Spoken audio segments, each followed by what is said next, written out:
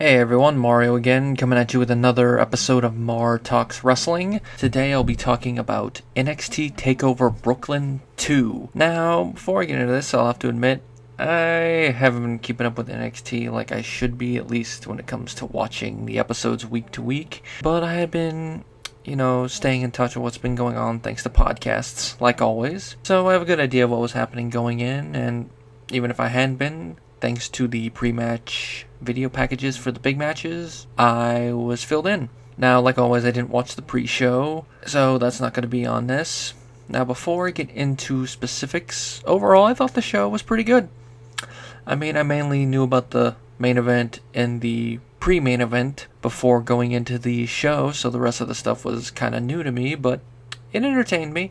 Granted, it took longer than normal to watch it because I stopped the event a couple times to go do some other stuff real quickly, but I was entertained. First match on the main card was Austin Aries versus No Way Jose in a match that lasted about 10 minutes, where Austin Aries won by submission. I thought the match was pretty decent. Austin Aries won rightfully. I thought that the reason why they set up the match made sense to me. Austin Aries attacking No Way Jose, Jose coming back to attack him in return, so match setup.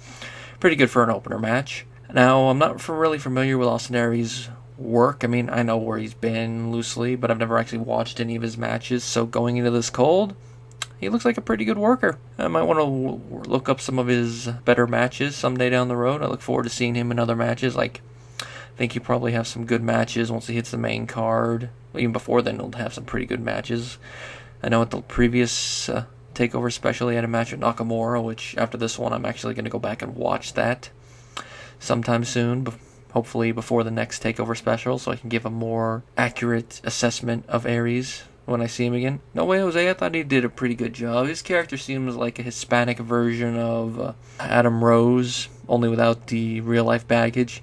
I know that some people might take that as a slight against the guy, but that's what it kind of reminds me of, and he had the crowd behind him, he had that whole conga thing. His name kind of just a little generic sounding. I mean, No Way Jose, but you remember it. It rolls up the tongue a little bit. Next was a match that barely lasted a cup of coffee. Ember Moon defeating Billie Kay. I didn't really care about it. Don't know who these two people are, but basically a match that I could have just skipped. But I, kept it on just to see if anything of importance was going to happen. And to me, having not watched NXT for a couple weeks, nothing. Then next was Bobby Roode versus Andre Almas in a match that lasted about 10 minutes as well. This I was a little bit more interested in because unlike Aries, I actually have watched Bobby Roode in the past when he was part of Beer Money and TNA. Now, I didn't keep up with him the whole time because I only watched TNA sparingly. I mean, I didn't watch it at all during the whole Aces and Eights stuff, mainly because I couldn't figure out when it was on or didn't have an interest to watch it. Those of you who watched my last episode know this whole Final Deletion thing is the first thing that has piqued my interest in actually going out of my way to watch some TNA stuff in a while. Last time I can remember even watching any TNA stuff live was when the Main Event Mafia was happening. That shows you how long it's been for me, even though I've kept up with stuff. Bobby Roode and Beer Money, one thing I remember liking about TNA when I watched it. And him in this match, I thought he did a good job. I liked his entrance theme. I like how he comes out to the ring with it. It really fits the gimmick they seem to be giving him. And he won over. Pretty good. Next, the Revival retained their tag team titles against Gargano and Ciampa, which don't really know much about either team from first-hand experience, so I can't really say if this is the smart booking decision for them, but at least keeping the titles on the champions for now I think is a good idea. One thing I'll say I liked about this is that they actually had a pinfall broken up by a rope break. I know it might seem absurd to mention that as a bonus for the match, but in an era where all finishers seem to be kicked out of, or being kicked out of willy-nilly, should I say, it's nice to see one interrupted by a rope break every now and then. Now, I don't remember if it was from a finisher, because, it's almost 11 o'clock at night when I'm recording this, so my memory's going to be a little fuzzy, but it worked. And then a little bit after that is where we got the finish by submission, and I have to say, doing it by submission worked with how this match was going near the end, so yeah, I thought it was a pretty decent one. Definitely the longest match on the card thus far, and the second longest match overall. Now we get to the now we get to the first of the two matches that I actually gave a crap about going into the show, and that is Asuka versus Bayley in a rematch for the NXT Women's Championship. I don't remember if I watched their first match. I believe I did. It's just been a while, because I know I didn't watch the last TakeOver special because of the time thing, which I'll have to go back and watch some of the matches from that. Just like I have to go back and watch the first Cena versus AJ match. But I thought this match was pretty good, and I'm debating whether this or the main event is the match of the night, but I'm slightly leaning towards this match. The video package you saw at the beginning hyped up their feud, made Asuka out to be the dominant women's champion that she is, showed that how undefeatable she is, played up the whole Bayley underdog story like they have been, especially going into this match. It worked since this is their rematch. And I did like the little stare downs they showed leading from the NXT episodes leading into this match. And the match itself, I thought it was well paced. Asuka dominated a lot of it, but not to the point where it's like, oh, Bayley's definitely not winning. I mean, she would dominate and Bayley would do something, come back, but it wasn't to the point where it's like, okay, they're making Bayley come back way too much, or they're making Asuka seem too dominant over her. It was the right balance. It was give and take. And then, of course, near the end, Asuka got riled up. So when she actually hit Bayley with that one kick, not only did you, but you felt it and you heard it, and you're like, ooh, that's definitely going to be the finish, and it was. And that's a smart decision, I feel.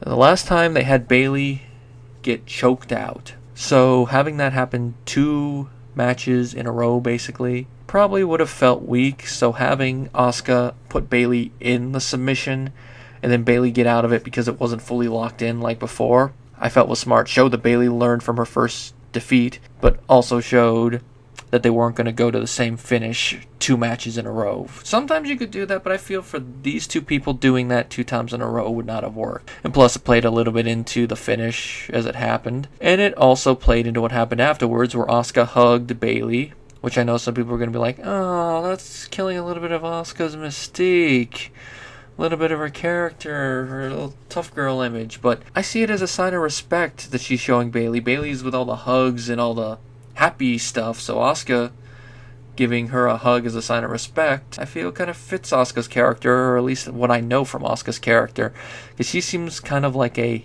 face tweener. I mean, the reason I say that is that just based on what I've seen, she's a face, but she has some tweenerish intensity to her, which is why I say probably some people will say, oh, that's killing the mystique, but she has respect for Bayley. I don't know whether or not she had that before this second match, or that's supposed to show that the second match helped her gain a new level of respect for Bayley, but I felt it added to the end of the match. And then now to the main event, Nakamura versus Samoa Joe for the NXT Championship.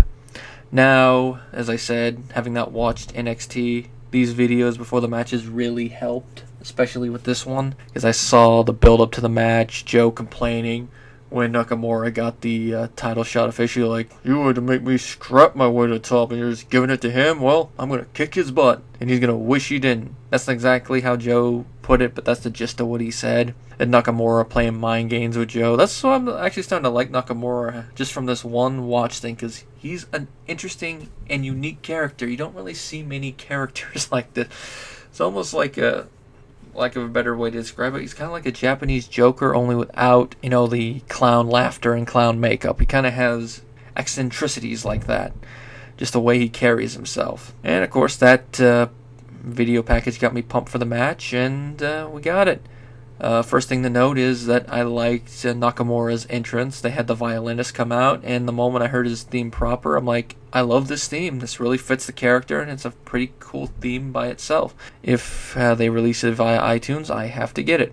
Then Joe comes out, and match starts proper. I thought it was pretty good between the two. I'm more familiar with Joe's matches than I am Nakamura's, so looking at it, it's what you expect from Joe. And Nakamura, he has an interesting style. I mean, he's known as the king of strong style, and you definitely felt that, especially with the finish, which I'll get to in a moment. The match, there was parts where Joe dominated and then Nakamura fought back, but like with Bayley and Asuka, it wasn't to the point where you're like, yeah, that's too much. It was the right balance. I liked at one point that Nakamura hit Joe with a German suplex, and at one point near the end, Joe was getting frustrated. Really shows he's like, I gotta beat this guy. I gotta show him that I'm the dominant champion around here. Which really fits Joe as a heel. Now, of course, the finish does involve the usual, one kicks out of a finisher, another one kicks out of the finisher, But you guys know I have problems sometimes with kicking out of finishers, but when used properly, I have no issue with it. And this is one of those times where it was used properly.